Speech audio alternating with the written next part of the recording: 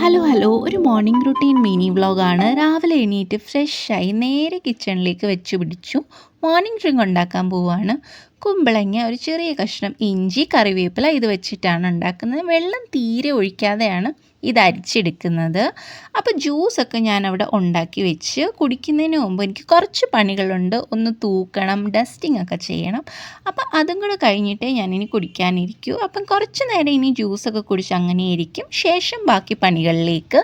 ലഞ്ചിന് വേണ്ടിയിട്ടുള്ള ആട്ട കുഴയ്ക്കാൻ വേണ്ടിയിട്ട് പോവുകയാണ്. ഇന്ന് ഞാൻ ബ്രേക്ക്ഫാസ്റ്റിന് ഓവർനൈറ്റ് സോക്ക് ചെയ്ത മാംഗോ ഓട്സാണ് കഴിക്കുന്നത്. തലേ ദിവസം തന്നെ ഞാനത് പാലിൽ സോക്ക് ചെയ്ത് വെച്ചിട്ടുണ്ടായിരുന്നു, കുറേ നട്ട്സൊക്കെ ഇട്ടിട്ട്. അപ്പം ബ്രേക്ക്ഫാസ്റ്റിൻ്റെ എൻ്റെ ടൈം ലാഭമായിട്ട് കിട്ടി. അച്ചു അപ്പോഴേക്ക് നടന്നിട്ട് വന്നു. അപ്പോൾ അച്ചുവിന് ഞാൻ കുമ്പളങ്ങ ജ്യൂസ് കൊടുത്തു.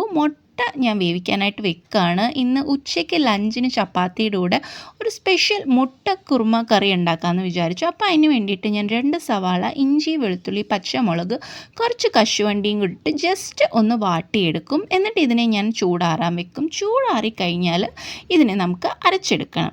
ഇത് ഞാൻ അരയ്ക്കുന്നതിൻ്റെ കൂട്ടത്തിൽ കുറച്ച് മല്ലിയിലയും കൂടെ ആഡ് ചെയ്യും. ഈ മല്ലിയിലയും കൂടി ഇട്ട് നല്ല പേസ്റ്റായിട്ട് അരച്ചെടുക്കുക.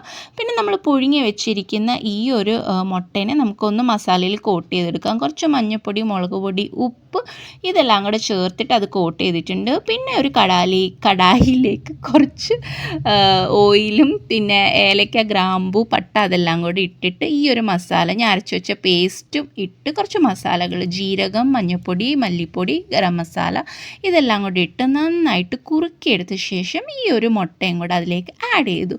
പിന്നെ ഞാൻ ഈ തലേദിവസം സോക്ക് ചെയ്ത് വെച്ചിരിക്കുന്ന ഈ ഒരു ഓട്സിലേക്ക് കുറച്ച് ഫ്രഷായിട്ട് മാംഗോയും പിന്നെ ആൽമണ്ട്സ് ഞാൻ തലേദിവസം കുത്തി വെച്ചിട്ടുണ്ടായിരുന്നു, അതും കൂടെ കട്ട് ചെയ്തിട്ടു. അപ്പം ബ്രേക്ക്ഫാസ്റ്റ് റെഡി. നല്ല യമ്മി ബ്രേക്ക്ഫാസ്റ്റാണ്, ഒന്ന് ട്രൈ ചെയ്ത് നോക്കണം. എന്നിട്ട് ഞാനാണെങ്കിൽ ഒരു ഹെൽത്തി പൊരി വെച്ചിട്ട് മിക്സർ ഉണ്ടാക്കിയിട്ടുണ്ട്.